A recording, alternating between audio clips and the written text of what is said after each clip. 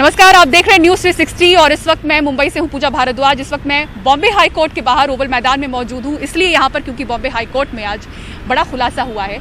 2018 के भीमा कोरेगांव हिंसा की बात करें, अर्बन नक्सल मामले की, तो उसमें एक अहम खुलासा किया है आरोपियों के वकील ने, जहां कहा गया है कि उनमें से एक आरोपी रोना विल्सन के लैपटॉप को हैक किया गया था और अंदर उसके खत को प्लांट किया गया था। ये वही खत का जिक्र कर रहे थे जिसमें पीएम के खिलाफ साजिश की बात कही गई थी। एल्गार परिषद के जो माओवादी लिंक, कथित माओवादी लिंक को लेकर पूरी ये कार्रवाई हुई, आरोपियों की गिरफ्तारी हुई, चार्जशीट फाइल हुई। उसमें तमाम आरोपों को एक तरह से गलत बताते हुए वकील की तरफ से दावा किया गया है कि यूएस के फोरेंसिक लैब में इसकी पुष्टि हो चुकी है कि एक आरोपी के लैपटॉप को हैक किया गया और अंदर 10 खत प्लांट किए गए और उसी एक खत में से जिक्र था कि पीएम के खिलाफ किस तरह से साजिश रची गई है। तो अब तक जो तथ्य बताए जा रहे थे इस पूरे मामले में, उसको गलत बताते हुए किस तरह से आरोपी के वकील ये दावा कर रहे हैं, उनसे बात की हमारे सहयोगी सुनील सिंह ने। हमारे साथ हैं वकील मिहिर देसाई। सर, ये जो नई बात सामने उभर कर आई है, ये कहाँ से और कैसे आई और कितनी ऑथेंटिक है? मेरे ख्याल से एक ऑथेंटिक तो पूरी है।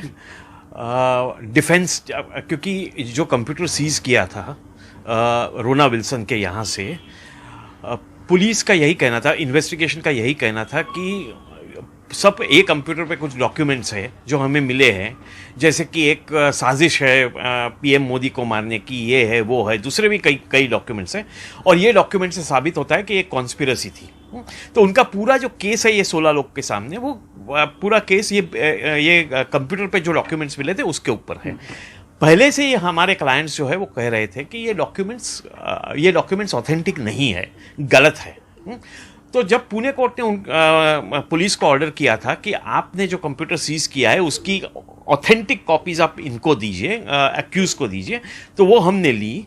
और फिर हमारे जो वकील है, डिफेंस टीम के जो वकील हैं, उन्होंने तय किया कि ये हम एक इंडिपेंडेंट लेबोरेटरी, जो कि रिनाउंड लेबोरेटरी हो, इंडिपेंडेंट हो, जिन्होंने ऐसे केसेस पे स्टडी किया हो, वैसी लेबोरेटरी को भेजें और उनसे जाने कि क्या इसमें सचमुच ये डॉक्यूमेंट्स थे, नहीं थे, कहाँ से आए, कब आए वगैरह।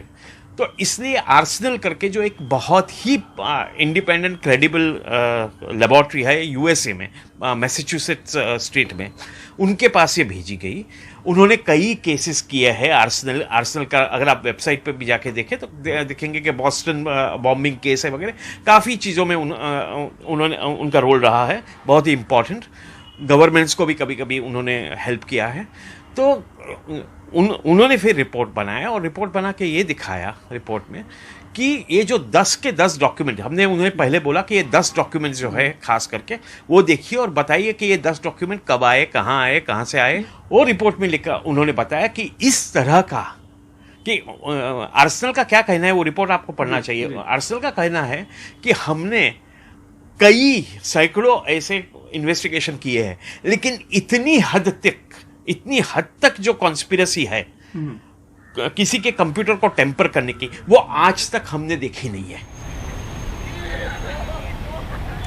और किसानों से जुड़े मुद्दे पर ट्वीट करके विरोधियों के निशाने पर आए मास्टर ब्लास्टर सचिन तेंदुलकर से जुड़ी जो तस्वीरें केरला से भी आई थी, जहां किस तरह से उनकी तस्वीरों पर स्याही यूथ कांग्रेस के लोगों ने फेंकी थी। उसके बाद उनके समर्थन में उनके बांद्रा वेस्ट के घर के बाहर उनके समर्थक 30 से 40 की संख्या में पहुंचे थे, क्रिकेट आउटफिट में थे, ग्लव्स और बैट और बॉल ये भी उनके हाथ में था, वी सपोर्ट सचिन के वो नारे लगा रहे थे। हालांकि पुलिस की इजाज़त नहीं थी इस रैली के लिए, इसलिए उन्हें वहां से निकाला गया और थोड़ी बहुत जोर आजमाइश भी तस्वीरों में साफ नजर आ रही है, जहां धक्का मुक्की भी समर्थक और पुलिस के बीच में होती हुई नजर आई। कुछ देर पहले मैं यहीं पर मौजूद थी। ये तस्वीरें और ये रिपोर्ट आपको दिखाते हैं। कौन है आप लोग और किस लिए यहाँ पे इकट्ठा हुए हैं? Today we are all anonymous. All we are is anonymous faces Sachin Tendulkar supporters. हम उनके फैन हैं और कुछ नहीं है मैम। आज भारत रत्न के खिलाफ आप ऐसे कार्रवाई करते हो, आप में इतनी हिम्मत कैसे है? मैम आप सीधी बात समझिए, अपराधियों, एंटी नेशनल्स, अर्बन नक्सल्स, उसके खिलाफ कार्रवाई हुई। शर्जील उस्मानी एल्गार परिषद में इतना बड़ा बयान देके गया, उसके खिलाफ कार्रवाई हुई। Instead what they are doing is, जो नाम रोशन कर रहा है देश में, जो हमारे लिए देवता सम्मान है, उनके सामने आप कार्रवाई क्यों कर रहे हो? जिसके सामने करनी है वो करो. This is political vendetta and this will not work for Sachin's fans and for the youth of Mumbai. Tweet किया भारत हमारे देश के समर्थन में, वो एक भारत रत्न अवार्डी है, फिर भी उनके ऊपर कार्रवाई हम कैसे कर सकते हैं? हम सिर्फ उनको कह रहे हैं कि कार्रवाई करना बंद कीजिए, क्योंकि ये जो हम हैं, हम सचिन तेंदुलकर जी के फैन हैं, हम ऐसा अपमान नहीं दे सकते हमारे देव जी को. आपके पास पुलिस की परमिशन नहीं है, पुलिस आपको यहाँ पर रोक रही है. देखिए, देश के कार्यों के लिए पुलिस प्रशासन की आवश्यकता होती है, पर पुलिस का भी ये नैतिक जवाबदारी बनता है कि वो हमें सहकार्य करे और सचिन साहब के बंगलों के पास जाकर एक बार वी सपोर्ट सचिन कहने दीजिए. क्या गलत कर रहे हैं हम? इस तरीके से नारे से आज सचिन तेंदुलकर महाराष्ट्र की शान है, भारत की शान है. अगर भारत के शान के खिलाफ अगर पॉलिटिक्स किया जाता है तो हम लोग चुप नहीं बैठेंगे. हम लोग को रास्ते पे उतर के आज यूथ क्रिकेटर लोग आए हुए, युवा आए हुए, आज क्रिकेटर सब यूथ जो है वो सचिन तेंदुलकर जी को भगवान मानते हैं, और उनके खिलाफ अगर ऐसे साले जहर उगला जाता है तो हम लोग चुप नहीं बैठेंगे. बढ़ते हैं आगे और अब श्रम कानूनों की बात करते हैं. केंद्र सरकार के नए श्रम कानूनों में कुछ अहम प्रस्ताव हैं, आपको दिखाते हैं इन पॉइंटर्स के जरिए. एक हफ्ते में अधिकतम 48 घंटे ही काम कराया जा सकेगा. इन श्रम कानूनों के मुताबिक इससे ज्यादा काम करने पर ओवर टाइम देना होगा, लेकिन किसी भी सूरत में 3 महीने में 125 घंटे से ज्यादा काम नहीं कराया जा सकता है, यानी ओवर टाइम भी नहीं. सरकार हफ्ते में 4 दिन काम और 3 दिन ऑफ का विकल्प भी दे रही है इन कानूनों के तहत. इसके लिए नियोक्ता और कामगार की सहमति जरूरी होगी. आईटी या दूसरी सेवाओं के लिए घर से काम का प्रावधान रहेगा. असंगठित क्षेत्र को भी सामाजिक सुरक्षा के प्रावधानों से जोड़ने की बात कही गई है. सरकार का दावा है कि इससे रोजगार भी बढ़ेगा और कामकाज के हालात भी बेहतर होंगे.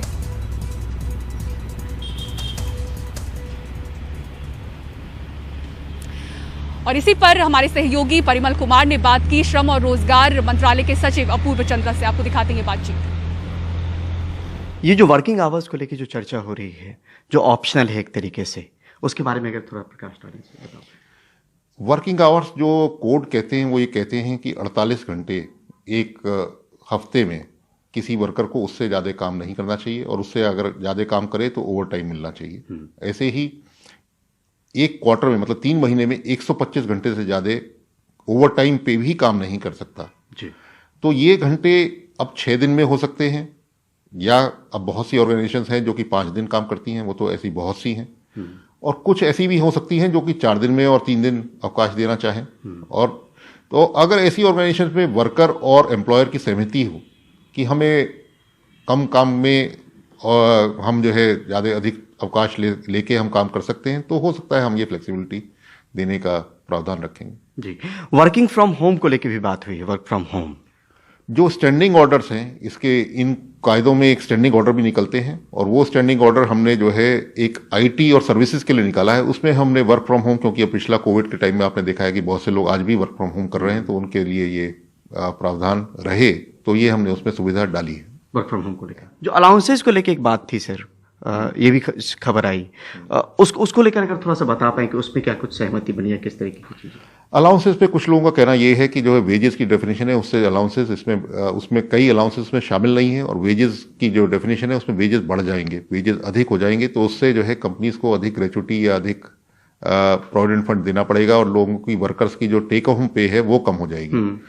तो हम इसको नियम के अंदर इसको सुलझाने की कुछ कोशिश कर रहे हैं. प्रोविडेंट फंड तो ऑफ कोर्स ऐसा है कि 15,000 के ऊपर सब वॉलंटरी है, तो प्रोविडेंट फंड तो कितना देना है ये एम्प्लॉयज आपस में तय कर सकते हैं, इसमें कोई बंधन नहीं है. ग्रेचुटी के बारे में हम कुछ नियम के अंदर उसमें प्रयास करेंगे कि जो है दोनों का ही लाभ. और अब आइए नर्सरी एडमिशन की बात करते हैं. 18 फरवरी से दिल्ली में नर्सरी एडमिशन की प्रक्रिया शुरू हो जाएगी. अक्सर ये आपको बता दें कि दिसंबर के महीने में प्रक्रिया शुरू होती थी, लेकिन कोरोना वायरस की वजह से फरवरी में ये शुरू हो रही है, और 17 फरवरी तक स्कूलों को टाइमिंग और पॉइंट की जानकारी देनी होगी. दिल्ली में नर्सरी एडमिशन के लिए 18 फरवरी से फॉर्म्स मिलने शुरू हो जाएंगे. 4 मार्च 2021 तक स्कूलों में फॉर्म्स जमा कराए जा सकेंगे. पहली एडमिशन लिस्ट 20 मार्च को जारी की जाएगी. इसमें वेटिंग लिस्ट भी होगी, और बच्चों को पॉइंट सिस्टम के तहत कितने अंक मिले हैं इसकी भी जानकारी होगी. 25 मार्च को दूसरी एडमिशन लिस्ट जारी होगी. इसके बाद अगर संभावना बचती है तो तीसरी लिस्ट 27 मार्च को जारी होगी. 31 मार्च को नर्सरी एडमिशन की प्रक्रिया बंद कर दी जाएगी.